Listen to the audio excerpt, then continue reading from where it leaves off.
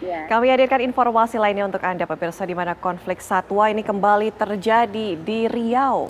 Kali ini seorang anak yang masih berumur 2 tahun di Kabupaten Siak Riau mengalami luka robek di bagian kaki akibat cakaran harimau Sumatera yang masuk ke dalam rumah korban.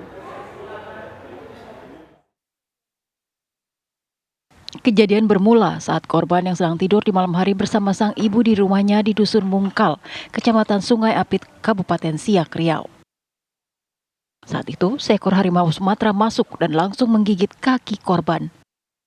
Beruntung sang ibu yang mendengar jeritan anaknya langsung berteriak. Harimau itu kabur masuk lagi ke dalam hutan.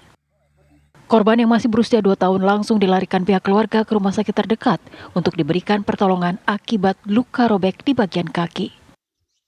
BKSDA Riau yang mendapat laporan menurunkan tim untuk berpatroli serta memasang kamera trap di sekitar lokasi. Secara habitat, lokasi kejadian merupakan landscape dari populasi harimau di Semenanjung Kampar. Sebelum peristiwa terjadi, harimau Sumatera liar memangsa hewan peliharaan warga seperti ayam dan anjing. Wilayah tempat peristiwa terjadi memang merupakan wilayah jelajah harimau Sumatera yang kini menjadi perkebunan kelapa sawit beserta rumah-rumah pekerja sawit. Dari Kabupaten Siak Riau, Muhammad Arifin, Faza Ramadan, TV One mengabarkan.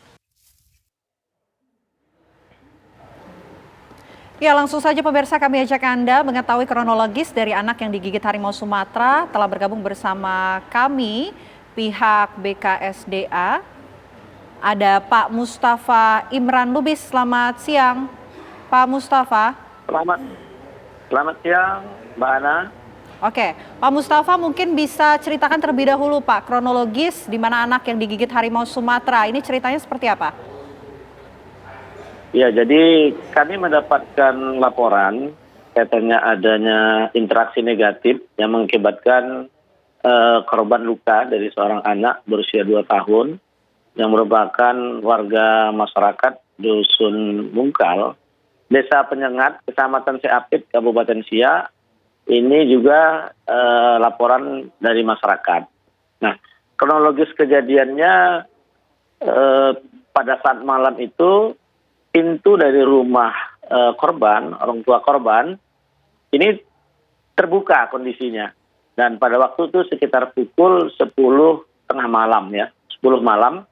Nah, kemudian tanpa diduga, tiba-tiba seekor harimau Sumatera itu masuk dan langsung mencakar ya dari kelihatan luka korban itu.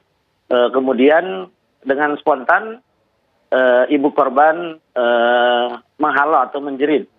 Kemudian harimau Sumatera itu juga kabur dari lokasi.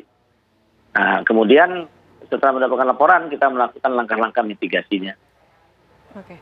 Demikian, Mbak Ana. Oke, Pak, untuk harimau Sumatera yang masuk ke dusun di wilayah tersebut ini apakah sering kali terjadi atau baru pertama kali terjadi, Pak? Ini kenapa bisa terjadi ya seperti ini? Ya, jadi informasi tentang adanya interaksi negatif di desa atau di lokasi yang terjadi serangan ini kita baru mendapatkan informasi adanya serangan itu.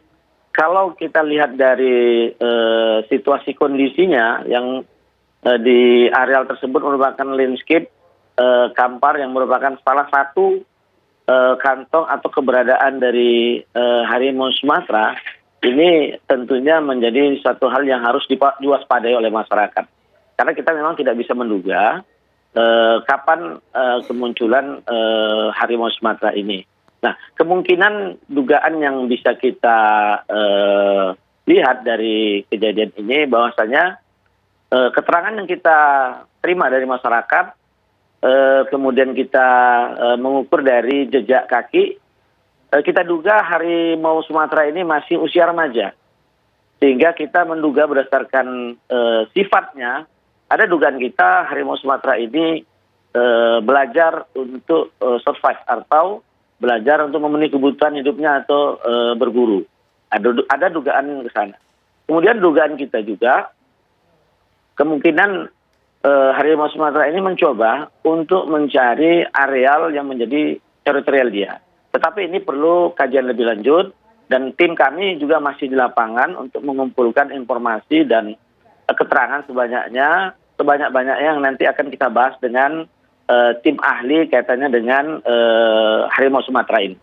Oke, mungkin bisa diceritakan juga Pak mengenai lokasi dari pemukiman warga dan tempat memang penangkaran dari harimau Sumatera ini, berapa jaraknya begitu, dan antisipasi apa yang mungkin disiapkan untuk menghindari hal ini bisa terulang Pak?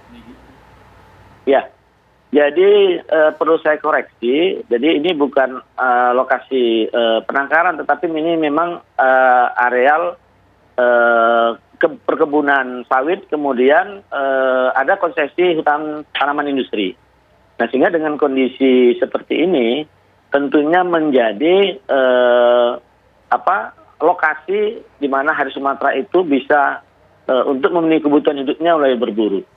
Nah, tentunya dengan keberadaan masyarakat di sana, kita sudah memasang himbauan, kemudian kita juga melibatkan dari instansi terkait, dari masyarakat, kemudian dari pihak kepolisian, kemudian TNI, kemudian juga dari pemerintahan kecamatan maupun desa, untuk memberikan sosialisasi dan pemahaman kepada masyarakat untuk selalu waspada.